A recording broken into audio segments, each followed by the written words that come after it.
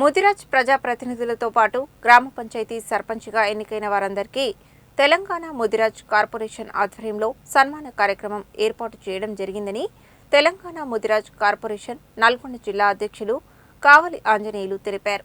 ఈ నెల 30న హైదరాబాద్లోని రవీంద్ర భారతిలో జరిగే సన్మాన కార్యక్రమాన్ని విజయవంతం చేయాలని పిలుపునిచ్చారు.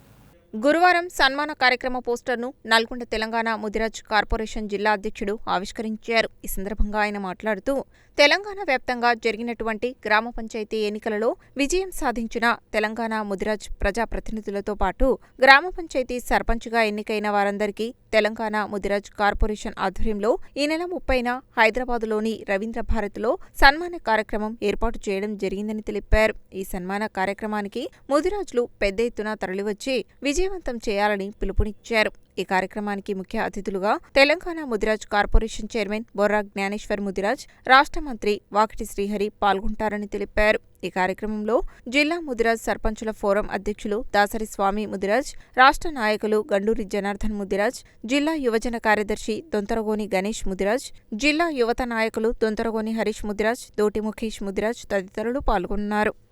తెలంగాణ ముదిరాజ్ కార్పొరేషన్ ఆధ్వర్యంలో డిసెంబర్ 30వ తారీఖు బొర్రా జ్ఞానేశ్వర్ చైర్మన్ గారి ఆధ్వర్యంలో, అట్లాగే మంత్రి గారు వాకిటి శ్రీహరి గారి ఆధ్వర్యంలో ఎవరైతే గ్రామ పంచాయతీ సర్పంచ్లుగా మన గ్రామ పంచాయతీ ఎన్నికల్లో ముదిరాజుల నుంచి ఎన్నికైనటువంటి సర్పంచ్లకు రవీంద్ర భారతిలో ఘనమైన సన్మానాన్ని ఏర్పాటు చేసినారు.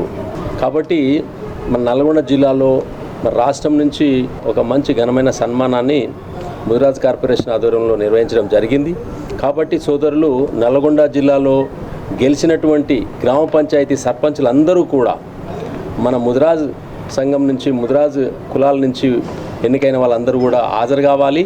హాజరయ్యి ఇటువంటి సన్మానాన్ని గ్రహించవలసిందిగా నల్గొండ జిల్లా తరఫు నుంచి నేను మీ అందరినీ కోరుతున్నాను.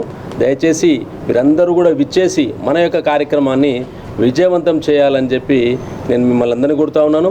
ఇంకొక విషయం ఏంటంటే, ఇది పార్టీలకు అతీతమైంది. దీంట్లో అన్ని పార్టీల వాళ్ళు మన కులాల నుంచి ఉన్నారు. కాబట్టి పార్టీలకు అతీతంగా మన యొక్క జనసంఖ్య రాష్ట్రంలో అధికంగా ఉన్నటువంటి సందర్భంలో మనమందరం కూడా అత్యధిక సంఖ్యలో హాజరై మన యొక్క పరిపాలనా విధానాన్ని గ్రామ స్థాయి నుంచి రాష్ట్ర స్థాయి దాకా మన మంత్రుల దాకా కూడా విషయాలన్నీ కూడా తీసుకొని పోయి అభివృద్ధిలో పాల్గొందామని చెప్పి, తెలంగాణ అభివృద్ధిలో మనం భాగస్వామ్యం అవుదామని చెప్పి సందర్భంగా తెలియజేసుకుంటున్నాం.